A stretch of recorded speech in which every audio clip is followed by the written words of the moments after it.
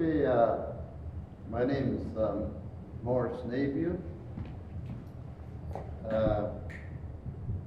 got it?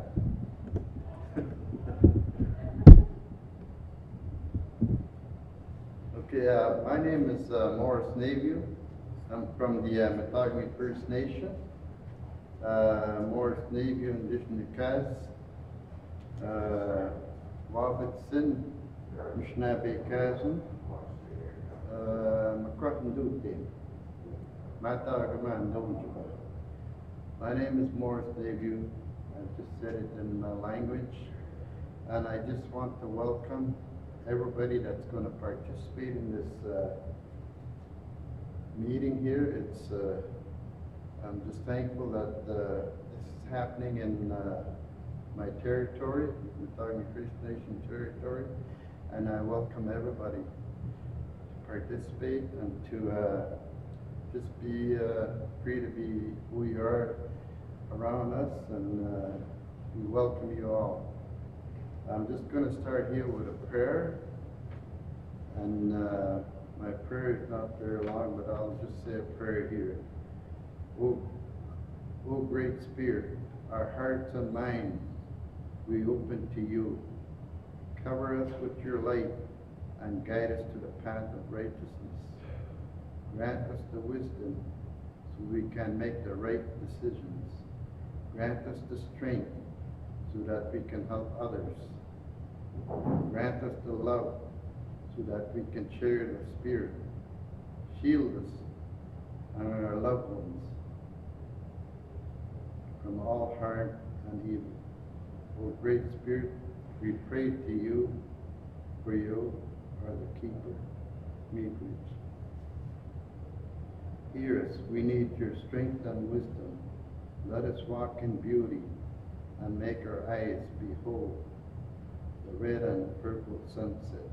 Make us wise that we may understand the things you have taught our people. Help us to remain calm and strong in the face that all comes towards us. Miigwech Shemituminskis Pitnada. Miigwech Kimam Pimatsu. Witushnan Yamayan Jaktusia. Kinkaniegum Tibeda. Kinkaniegum Israel. Not Mushlan Discosia. O Miigwech Sherwin Mushna. Miigwech. Miigwech. Miigwech. Miigwech. Which voice?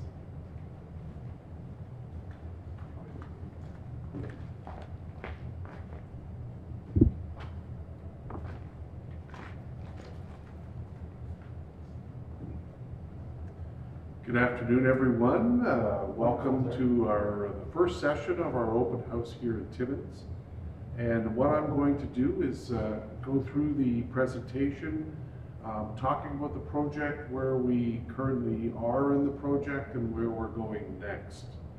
So let's start out just to remind everyone about the project in terms of where it's located. So Webquay Supply Road project is a planned 107-kilometer road running from the airport, Webquay First Nation, southeast to the McFalls Lake area, east of the Mokatai River, right in the heart of the Ring of Fire area. And there is now a preferred route associated with the project. We've been working on this project for over 7 years. So we've identified aggregate sites, sites or locations where the material to build the road would come from, the stone and the rock to build the road. And we've also identified where the construction camps will be located as well along the route. And as you probably know, there are two other all-season community roads that are currently undergoing environmental assessments right now. There's the Northern Road Link, which is a planned road which runs from the Ring of Fire, where it would connect with the southern end of the Webquay Supply Road. South, it would run south to join the Martin Falls Community Access Road just west of Martin Falls, and that would extend further south down to 2 resource roads that would be upgraded that ultimately connect with the provincial highway network. The purpose of the Webquay Supply Road, there's 3 main purposes. The first is to move materials and supplies and people from the airport in Webquay to the McFalls Lake area.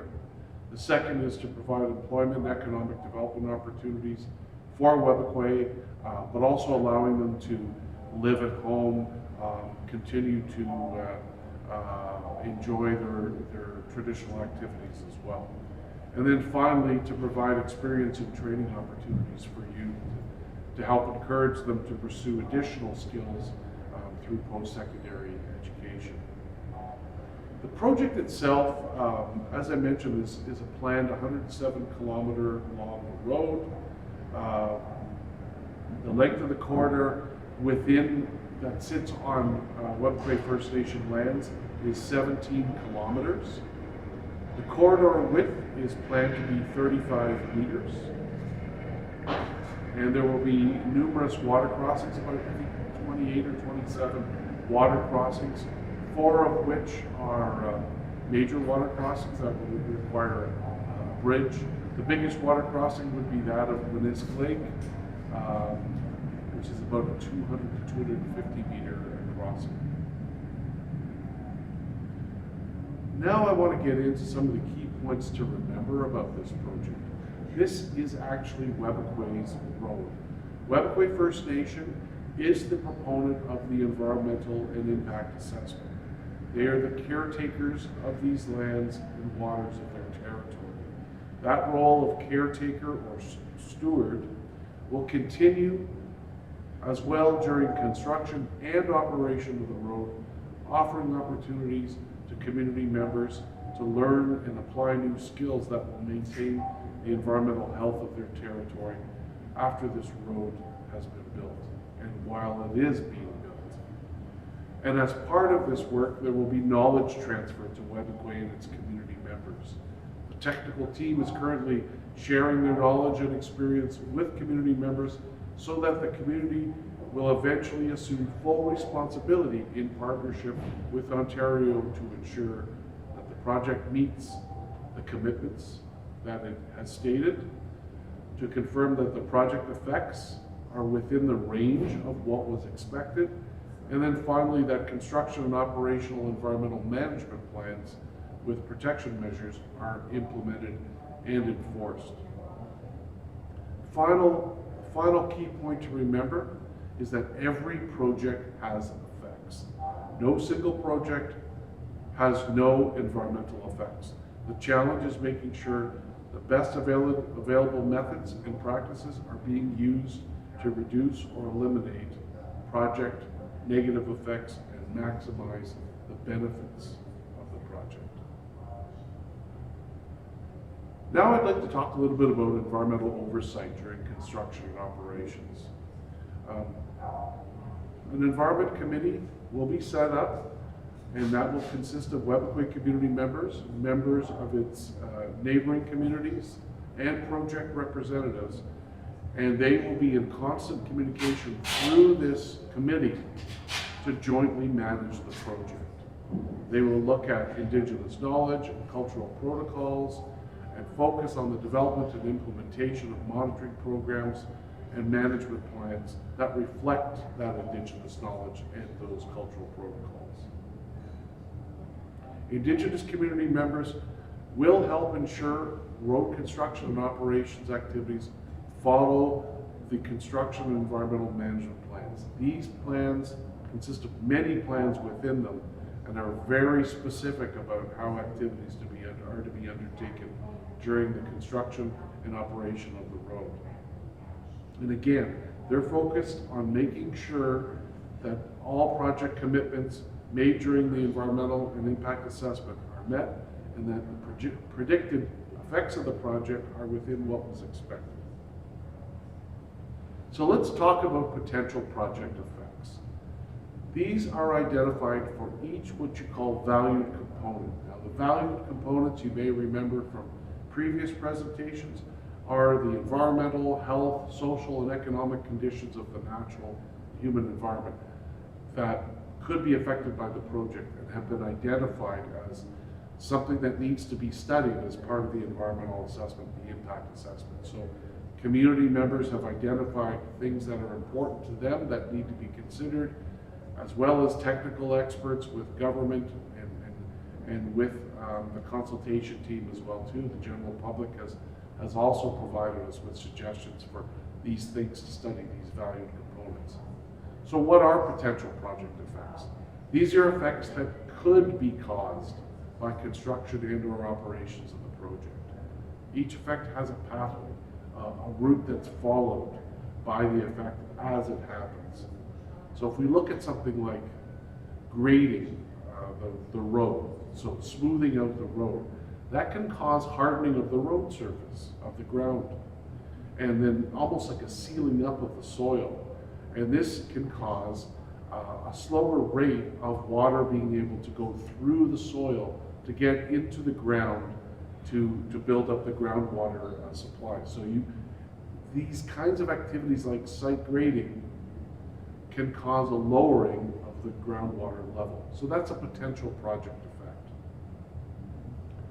Then we have something called mitigation, and I've used this word many times through this process.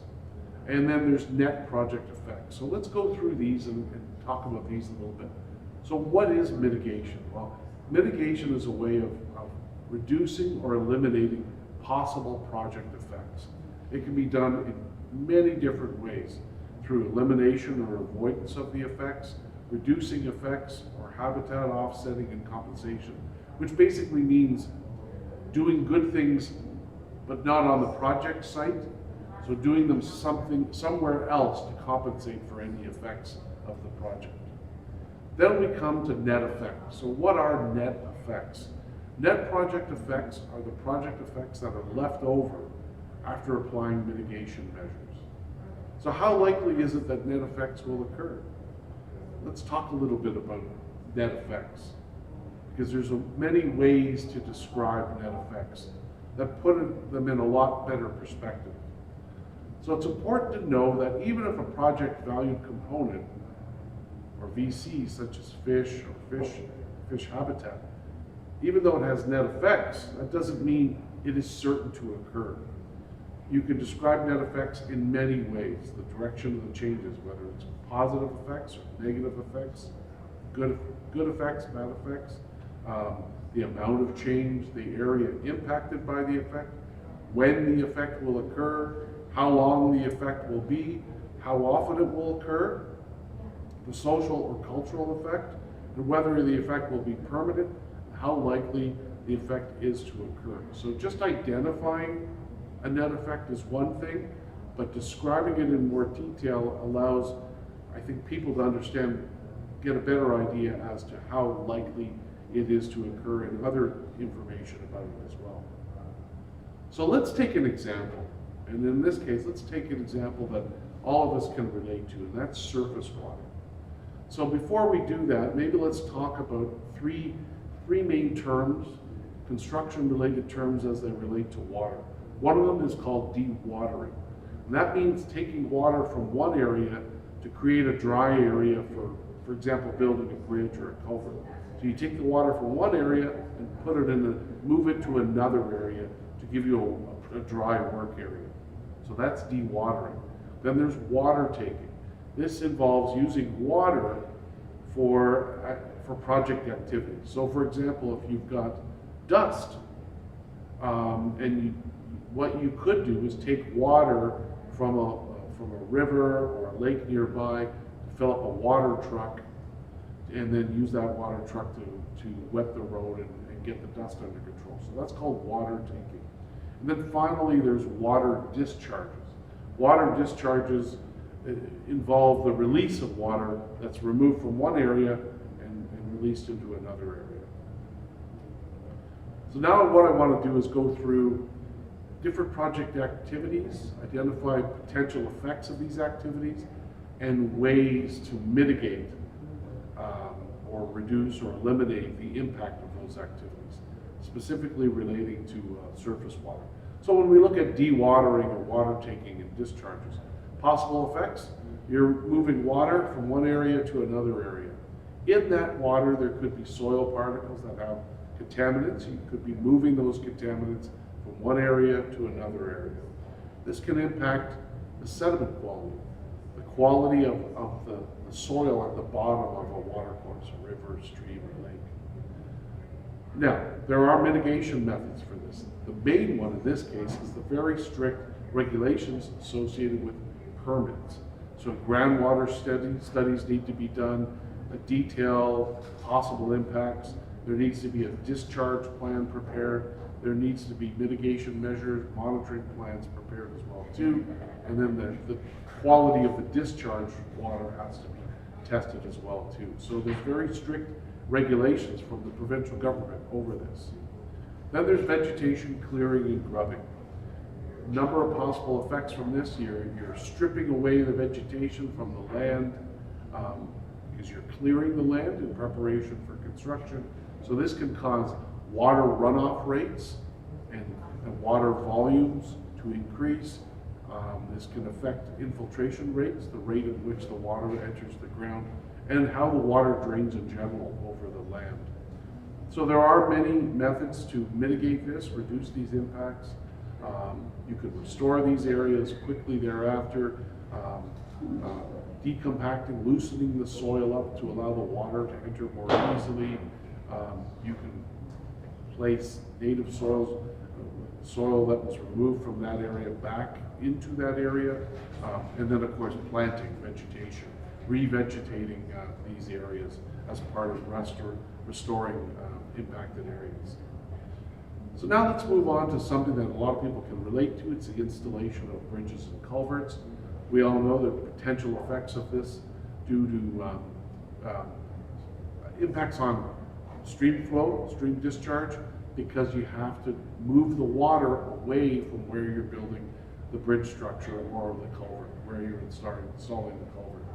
And then the other potential effect is the release of sediment into the water course. In terms of mitigation methods, erosion and sediment control measures through sediment fences, sedimentation ponds, rock, erosion control fabric, spills response, proper storage and handling procedures for material that could potentially impact water quality, timing construction activities during low flow conditions in rivers and streams, conducting in-water activities during the proper timing windows. That's typically mandated by our regulatory agencies as well. Then we move on to roadway drainage design. Possible effects could be release of untreated water from the road, and that may have contaminants that come off vehicles, whether it's oil or fuel. And so typically you'll see, as you know, along the edges of many highways, you'll see drainage ditches. Quite often these have plantings along through them. And the idea is to slow the water down, to get the sediment to settle out, to allow any contaminants to settle out there instead of going into the main water courses, rivers, streams, and lakes in the area. Then, one potential set of effects is accidental spills and leaks. So this would be contamination of water bodies from fuel spills, leaks, releases. It can impact soil, surface water, groundwater, fish and wildlife habitat. Mitigation methods could include, again, proper procedures for handling and storage of petroleum and other hazardous products, emergency response plans to deal with spills of hazardous materials as well too.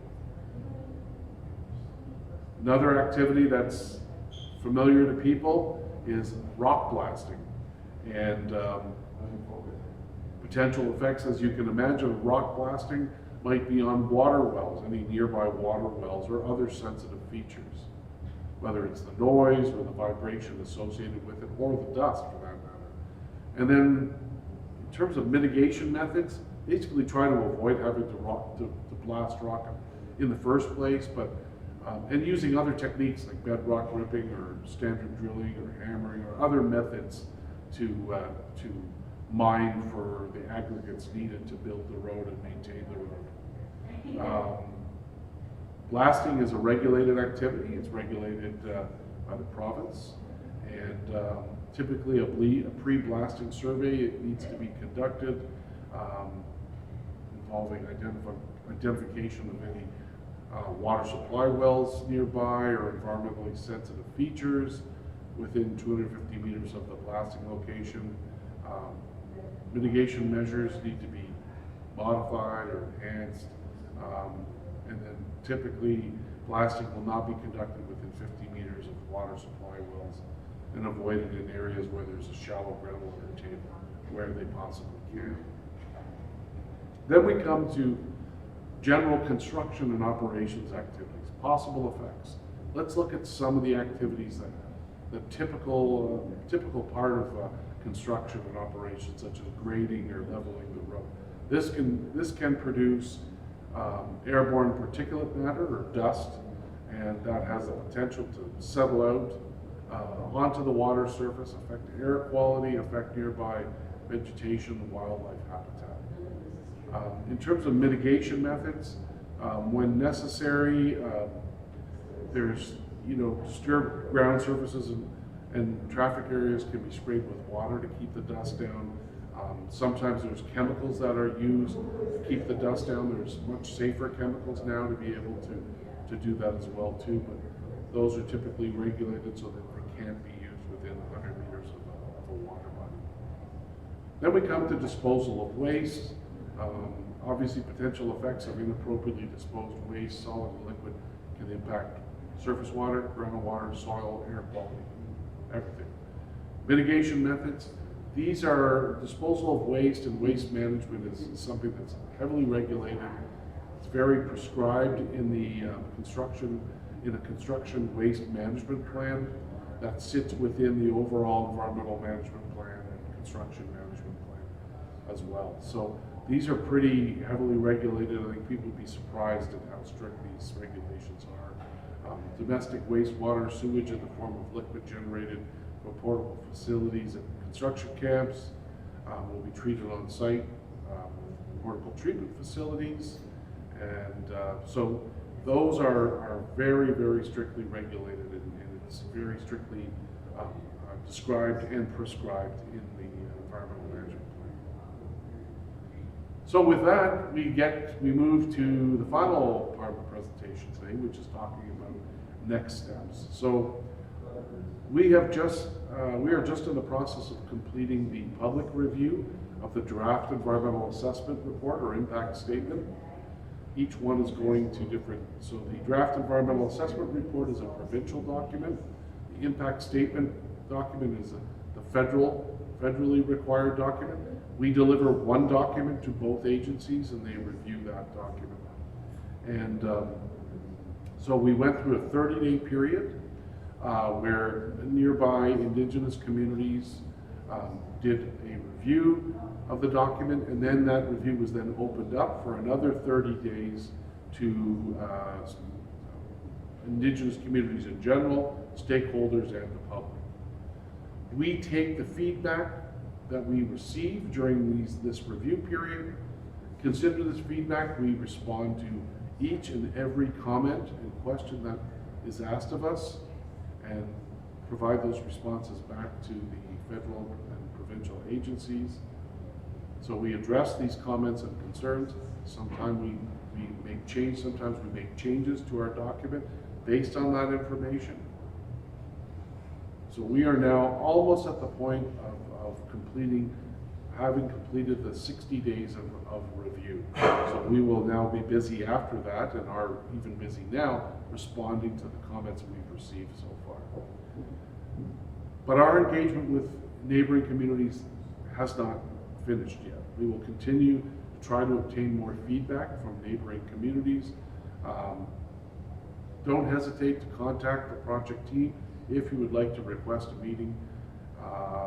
We are happy to meet in your community or meet virtually in any way you like. Just wanted to remind everyone there are many ways to review the environmental assessment report or impact statement. We have different products such as plain language summaries, learning modules, an executive summary, different ways of accessing information in that document, which is a huge document. It's several thousand pages. Can get very technical, but we have these other products available that hopefully will make it more accessible. And if you're interested in getting more information, you're able to do that through going into the larger document. But I will remind you that if you want information about the project, any information about the project, to go to supplyroad.ca. That's our main project website, where we can basically house almost all the information about the project. So please visit that website, and you'll find everything you need there. And if you don't hesitate to contact us. Our contact information and email addresses are there. Coming up in 2026, once we review all the comments, make any changes to the environmental assessment report or impact statement, the document will then be revised, resubmitted as a final document for review, again, by Indigenous communities, stakeholders, and the public. And then the provincial and federal governments will review what's been produced and make a decision on the environmental assessment and impact assessment for the project.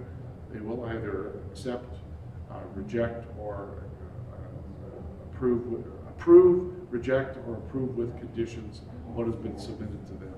So that's our timeline right now. Again, we look forward to your input, and please don't be a stranger. Don't hesitate to get in contact with us if you have any more questions or comments about the project. So thank you again for joining us today, and we'll be in touch again very shortly. Thank you.